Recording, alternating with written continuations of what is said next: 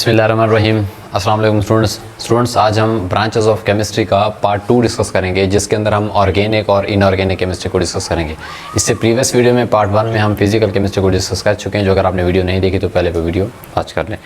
तो स्टूडेंट्स, बगैर वक्त के ज़िया के हम शुरू करते हैं आज का लेक्चर। इस लेक्चर में हम ऑर्गेनिक और इनऑर्गेनिक केमिस्ट्री की आपस में जो एक कंपैरिजन है, डिफरेंस है, वो पढ़ेंगे। तो इस लेक्चर में हम दो जो है ब्रांचेस ऑफ केमिस्ट्री को डिस्कस करेंगे। उनमें से फर्स्ट कौन सी है? Organic chemistry. तो स्टूडेंट्स, ऑर्गेनिक की डेफिनेशन कुछ इस तरीके से है, द ब्रांच ऑफ केमिस्ट्री, एक तो ये केमिस्ट्री की ब्रांच हो गई, which deals with the study of, जो मुतालिया करती है किस चीज़ का। मेन वर्ड जो है वो मैं यहाँ पर हाईलाइट करूँगा, एक हाइड्रोकार्बन्स। केमिस्ट्री की ऐसी ब्रांच जो हाइड्रोकार्बन्स का क्या करती है? मुतालिया करती है। एंड देयर डेरिवेटिव्स, ये दूसरा मेन लफ्ज़ है, और उनसे अखज़ होने वाले जितने भी कंपाउंड हैं, उनके अखज़ होने वाली चीज़ें हैं। एक तो हाइड्रोकार्बन्स, दूसरा उनके डेरिवेटिव्स। इनको हम वन बाय वन एक्सप्लेन करते हैं। इस चीज़ को हम बोलते हैं ऑर्गेनिक केमिस्ट्री। यानी कि अगर हम ऑर्गेनिक केमिस्ट्री की डेफिनेशन को देखें तो इसमें दो मेजर वर्ड हमारे पास आ रहे हैं। एक हाइड्रोकार्बन्स है, उसको समझना है, और दूसरा हमारे पास कौन सा है? उनके डेरिवेटिव्स। इन सब का मुताले को क्या बोलते हैं? Organic chemistry. ये हाइड्रोकार्बन्स क्या है? हाइड्रोकार्बन्स का लफ्ज़ दो अल्फाज से निकला है, एक हाइड्रोजन है और दूसरा स्टूडेंट्स आपके पास क्या है? कार्बन है। तो हाइड्रोजन का हाइड्रो और कार्बन का, ये कार्बन एक कंप्लीट वर्ड होगा, तो हाइड्रोकार्बन्स, इसको मिलाकर एक हम शॉर्टकट बना लेते हैं। तो सिंपल ऐसे कंपाउंड्स जिनके अंदर हाइड्रोजन भी मौजूद होगा, कार्बन भी मौजूद होगा, ऐसे कंपाउंड को क्या बोलते हैं? हाइड्रोकार्बन्स बोलते हैं। अब दूसरा एक वर्ड है डेरिवेटिव। डेरिवेटिव होता है किसी चीज़ को अखज़ होने, जैसा कि अभी एक हाइड्रोकार्बन की मिसाल में एक सादा सी मिसाल देता हूँ, CH4, इसको मीथेन बोलते हैं। CH4 कार्बन और हाइड्रोजन से मिला एक कंपाउंड है जिसको हाइड्रोकार्बन बोलते हैं। इसका डेरिवेटिव कैसे है? मान लो मैं क्या करता हूँ, इसमें से एक हाइड्रोजन निकाल देता हूँ, इसको CH3 बना देता हूँ, ठीक हो गया। तो ये मीथेन से बनने वाला एक कंपाउंड, इसका नाम होता है, ये मीथेन है, ये मिथाइल है। ये भी नाम आपके लिए न्यू है, इंशाल्लाह जब आप 10th में आएंगे, हायर क्लासेस में, इंशाल्लाह आपको क्लियर हो जाएगा। लेकिन अभी आप मुख्तसर से इसको समझते हैं। ये एक हाइड्रोकार्बन है जो कि कार्बन और हाइड्रोजन से मिलकर बना है। इसमें से मैंने एक हाइड्रोजन निकाला तो क्या बन गया? मिथाइल। या इसके साथ मैं किसी और को जोड़ देता हूँ, वो जो हाइड्रोजन निकाला, क्योंकि अब कार्बन अपने साथ 4 बांड बना सकता है, 4 चीज़ों को जोड़ सकता है, और यहाँ 3 जोड़ें, एक और साथ भी जोड़ दें, तो ये मिथाइल क्लोराइड एक अलग से कोई चीज़ बन गया। लेकिन असल में डिराइव कहाँ से हुई है? इस CH4 से। तो ये बनने वाली चीज़ क्या होगी? डेरिवेटिव होगी किसकी? मीथेन की। तो मीथेन असल में हाइड्रोकार्बन था, और ये उससे अखज़ होने वाला, जिसको अखज़ बोलते हैं, ये उसका क्या है? डेरिवेटिव है। आप सिंपल इसके साथ जोड़ दें या वैसे बना दें, तो इस चीज़ को बोलते हैं डेरिवेटिव। आई होप आपको हाइड्रोकार्बन और डेरिवेटिव की अच्छे तरीके से समझ आ चुकी होगी। अब स्टूडेंट्स, अगर हम इसका एक छोटा सा पॉइंट ये भी लिखा गया है कि जो ऑर्गेनिक कंपाउंड्स होते हैं उनकी अगर हम नेचर की बात करें तो वो बाय नेचर कोवलेंट कंपाउंड होते हैं। अब कोवलेंट कंपाउंड कैसे कंपाउंड होते हैं? असल में हमारा चौथा चैप्टर आएगा जिसमें हम बॉन्ड्स के और इन्हीं कंपाउंड के मुतालिक पढ़ेंगे, जहाँ पर आयनिक कंपाउंड भी होंगे, जहाँ पर कोवलेंट कंपाउंड भी होंगे, जिसमें और मुख्तलिफ़ किस्म के कंपाउंड है, वो सारे हम पढ़ेंगे। बहरहाल यहाँ पर मैं इसका जिक्र लाजमी थोड़ा सा करना चाहूँगा। मैं यहाँ पर पूरा तो नहीं समझा सकता, लेकिन मुख्तसर सा आइडिया बता देता हूँ ताकि आपको कुछ अंदाज़ा हो जाए कि कोवलेंट कंपाउंड क्या होते हैं। स्टूडेंट्स, जितने भी ऑर्गेनिक कंपाउंड्स होते हैं, इनके कार्बन हाइड्रोजन रखने वाले कंपाउंड होते हैं, उनके जो डेरिवेटिव होते हैं, वो बाय नेचर कोवलेंट कंपाउंड होते हैं। कैसे होते हैं? कोवलेंट कंपाउंड उनको बोलते हैं जिनके अंदर एक बांड पाया जाता है, उस बांड का नाम होता है कोवलेंट बांड। तो जितने भी ऑर्गेनिक कंपाउंड्स होते हैं उनके अंदर में बांड क्या होता है? जो किसी, जैसे कि मार्कर इसको जोड़ के रखता है, तो आखिर वो जो कार्बन CH4 था, कार्बन हाइड्रोजन के साथ जुड़ा होगा, किसी तरीके तो जुड़ा होगा, वो जो बांड होता है उस बांड को बोलते हैं कोवलेंट बांड। तो ऐसे कंपाउंड जिनके अंदर कोवलेंट बांड पाए जाते हैं उनको क्या बोलते हैं? Covalent compounds. इसका मतलब है ऑर्गेनिक केमिस्ट्री के जितने कंपाउंड होते हैं वो सारे के सारे कोवलेंट होते हैं, और उन सब के अंदर बांड कौन सा होता है? कोवलेंट। अब मैं इस कोवलेंट की बात बता देता हूँ। कोवलेंट एक ऐसा बांड होता है, जैसा कि CH4 की बात करते हैं, ये अगर आप कार्बन एटम की बात करो ना, कार्बन के एटम आपने देखा होगा, इसके इस तरह से होता है C6H12, इसके मतलब 6 इलेक्ट्रॉन होते हैं। तो पहले शेल में 2 दूसरे में इसके कितने इलेक्ट्रॉन आ जाते हैं, 4 इलेक्ट्रॉन। तो बाहर वाले शेल में कितने इलेक्ट्रॉन है, 4। और मैंने आपको पहले ही चंद लेक्चर्स में बताया था कि हर एलिमेंट की कोशिश होती है कि अपने बाहर वाले 8 इलेक्ट्रॉन को क्या करे, पूरा करे। तो ये क्या करता है, अब ये वाले जो 4 इलेक्ट्रॉन बाहर वाले शेल में मौजूद हैं, ये मैं इसके इर्द गिर्द लिख देता हूँ। ये 1, ये वाला 2, ये वाला 3 और ये वाला कौन सा है, 4। अब ये चाहता है कि अब इस दूसरे आखिरी शेल में आ सकते हैं, अपना 8 पूरा करना चाहता है। अब इसके पास क्या होता है, इसके साथ होता है हाइड्रोजन। हाइड्रोजन बेचारे के क्या होता है, पहले शेल में मैक्सिमम 2 इलेक्ट्रॉन सकते हैं, लेकिन उसके पास कितना होता है, 1। इसे खुद को पूरा करने के लिए 1 इलेक्ट्रॉन की ज़रूरत है। तो ये क्या करता है, 4 हाइड्रोजन, इस जैसे 4 हाइड्रोजन को अपने साथ जोड़ लेते हैं। हर हाइड्रोजन के पास कितने इलेक्ट्रॉन है, और मैं इसके इलेक्ट्रॉन को थोड़ा क्रॉस से शो कर देता हूँ ताकि आपको अंदाज़ा और फ़र्क हो पता चल सके। तो इधर से हाइड्रोजन आया, हाइड्रोजन अपना क्रॉस वाला इलेक्ट्रॉन लेकर आया, इधर से ये अपना क्रॉस वाला इलेक्ट्रॉन लेकर आया, ये इलेक्ट्रॉन, ये और ये। आप स्टूडेंट ज़रा देखें, इन दोनों ने, कार्बन और हाइड्रोजन ने आपस में ना म्यूचुअल शेयरिंग की है, मुश्तरका इन्होंने आपस में इलेक्ट्रॉन को शेयर किया है। शेयर कैसे किया है, ये इलेक्ट्रॉन अगर आप मान लो हाइड्रोजन के ना मानो, अगर सिर्फ कार्बन की गिनो तो 2, 4, 6 और 2 8, कार्बन के 8 इलेक्ट्रॉन पूरे। अगर आप कार्बन के ना समझो उसके, क्योंकि इनका आपस में मुश्तरका एक बांड है, वो इलेक्ट्रॉन इसके भी हैं उसके भी। अगर उसकी तरफ से गिनो तो उसके हैं, अगर इसकी तरफ से काउंट करो तो इसके। तो अगर आप इसके गिनो तो हाइड्रोजन के यहाँ 1 की कमी थी, तो 2 हाइड्रोजन के, इस हाइड्रोजन के 2 पूरे, 2 उस हाइड्रोजन के पूरे, 2 इस हाइड्रोजन के पूरे, 2 इसके पूरे।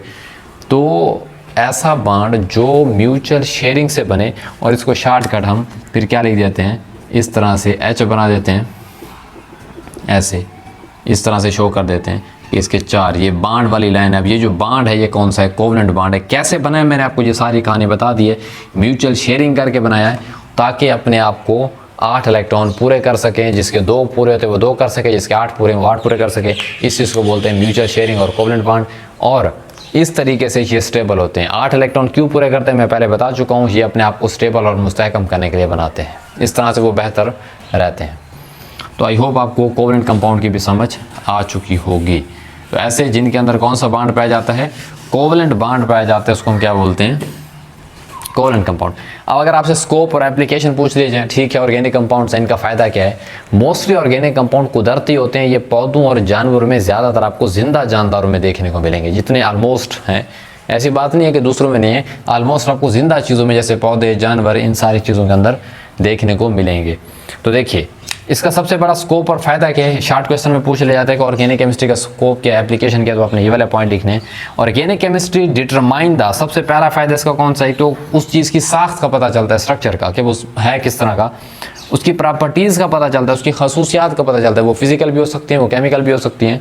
नेचुरली ये ऑर्गेनिक कंपाउंड कुदरती तौर पर भी हो सकते हैं, जैसे कि पौधे, जानवर, ठीक है, इनके अंदर क्या होते हैं, नेचुरली तौर पर organic compounds, carbon, hydrogen naturally तौर पर पाए जाते हैं। ऐसी काफ़ी सारी चीज़ें, और सिंथेसाइज भी हो सकता है, जैसे कि यूरिया खाद है, ये हम लैब के अंदर बनाते हैं, इसको बनाया जाता है, ठीक है, तो ये सिंथेसाइज किया जाता है।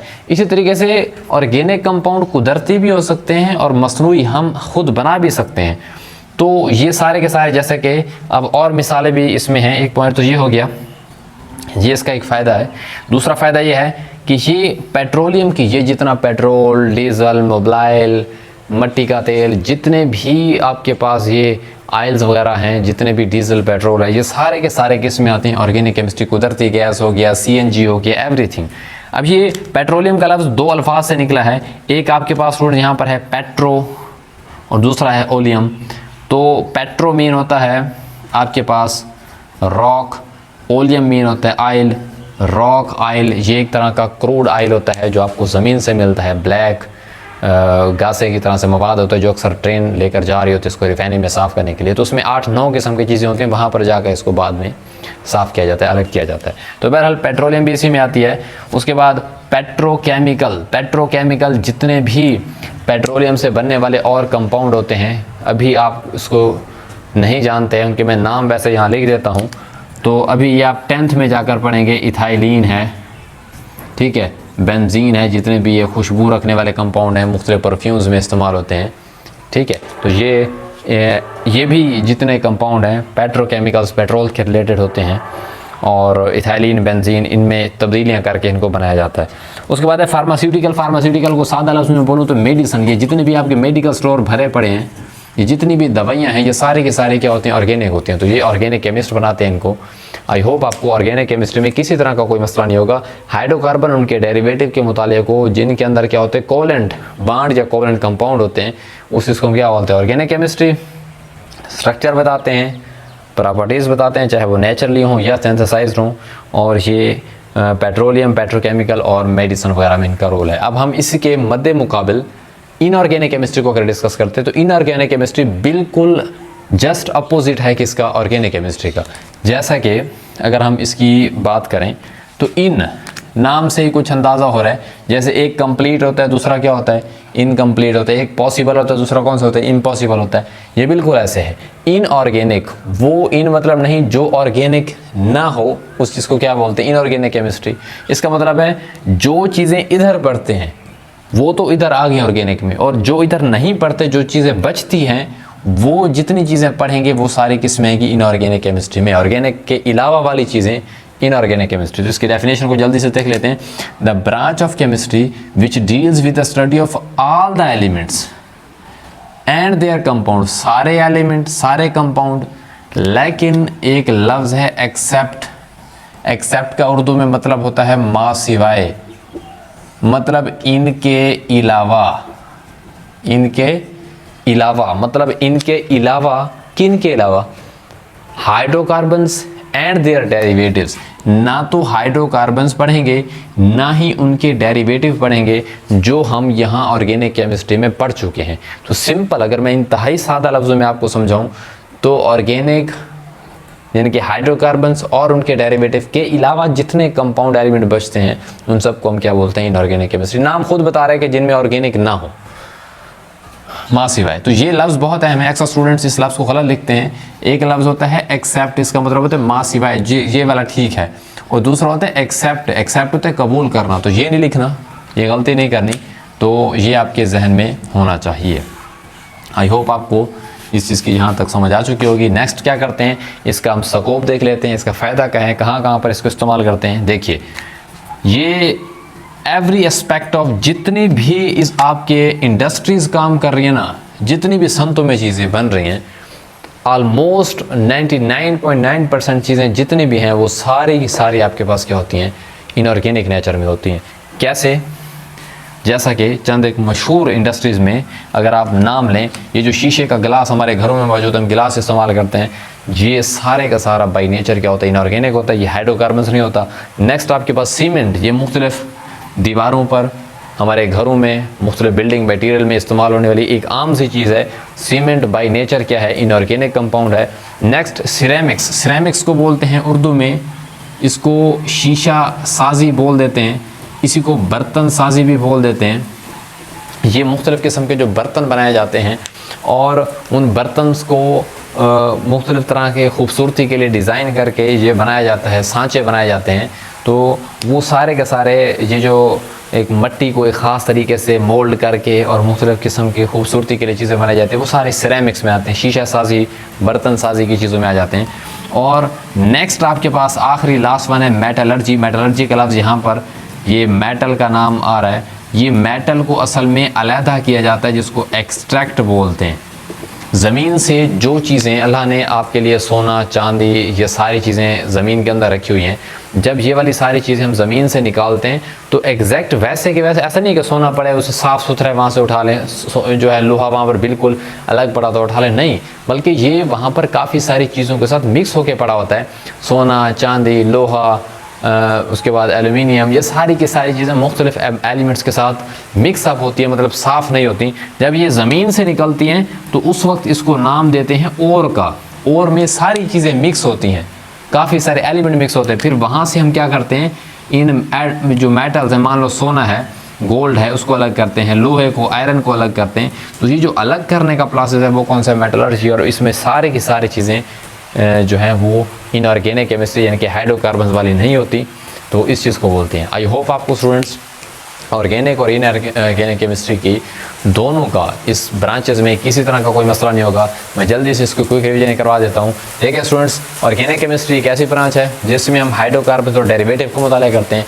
इनमें हम हाइड्रोकार्बन और डेरिवेटिव को मुताला नहीं करेंगे, बल्कि उनके अलावा जो बचते हैं उनका करेंगे। ये सारे के सारे कोवलेंट कंपाउंड होते हैं, और ये आपके पास कोवलेंट कंपाउंड नहीं होते, इनके अंदर मोस्टली आयनिक कंपाउंड्स होते हैं। वो भी हम पढ़ेंगे किस तरह से होता है, वो आगे इंशाल्लाह टॉपिक आएगा। स्कोप क्या है, स्कोप इनका क्या है, ये स्ट्रक्चर प्रॉपर्टीज़ बताते हैं। पेट्रोलियम में पेट्रोकेमिकल, इथाइलिन, बेंजीन, फार्मास्यूटिकल, जितनी दवाइयाँ सब में इस्तेमाल होते हैं। और ये आपके पास सारी इंडस्ट्रीज़ में ग्लास, सीमेंट, सिरेमिक्स, मेटलर्जी, इन सब में इस्तेमाल होते हैं।